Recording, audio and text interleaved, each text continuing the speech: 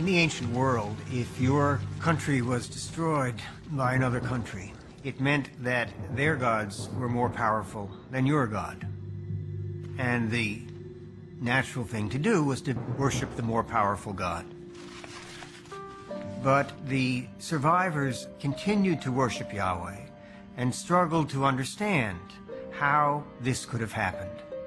They resort first to a standard form of explanation, which is found elsewhere in the ancient Near East.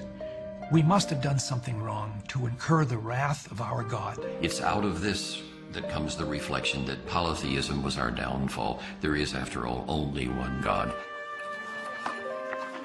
The Israelites abandon the folly of polytheism.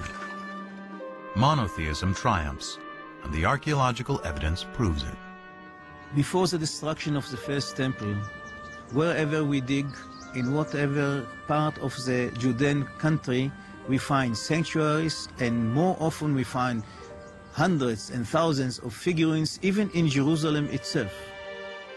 But after the destruction, there are none.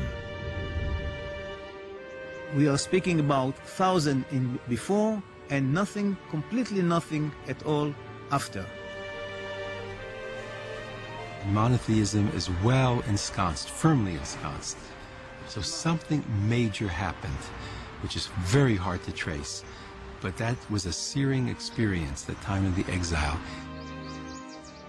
Through the experience of the exile and writing the Bible, the concept of God, as it is known today, is born. In a way, P created something that was much greater, because it was greater than any individual land or kingdom. It was a kind of a universal religion based on a creator God, not just a God of a single nation, but the God of the world, the God of the universe. This moves Yahweh into the realm of being a universal deity who has the power to affect what happens in the whole universe. This makes the God of ancient Israel the universal God of the world that resonates with people, at least in Jewish, Christian, and Muslim tradition to this very day.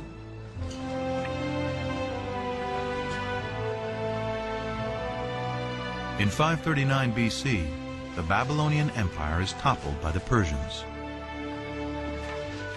As written in the Bible, Yahweh, in his new role as the one invisible God, orchestrates a new exodus.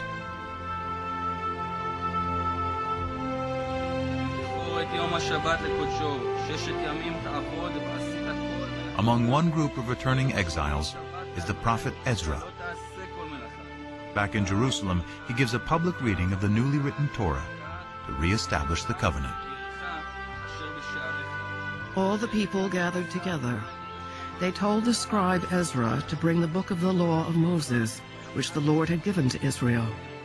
He read from it from early morning until midday, and the ears of all the people were attentive to the book of the law. Nehemiah 8, 1-3. To me, it's one of the most moving moments in the whole Bible. Ezra returns with the Bible in his hands, so we have the feeling that the process begun in the exile is finally finished, and Ezra has a copy. The scrolls that chronicle the Israelites' relationship with their God is now the Hebrew Bible, the Old Testament, a sacred text for over 3 billion people. Through its writing, an ancient cult becomes a modern religion. And the Israelite deity Yahweh transforms into the God of the 3 great monotheistic religions.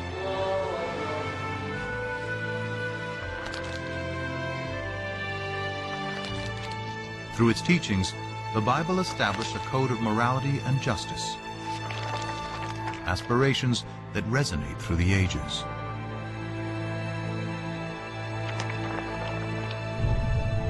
More than fact or fiction, at the intersection of science and scriptures is a story that began over 3,000 years ago and continues to this day.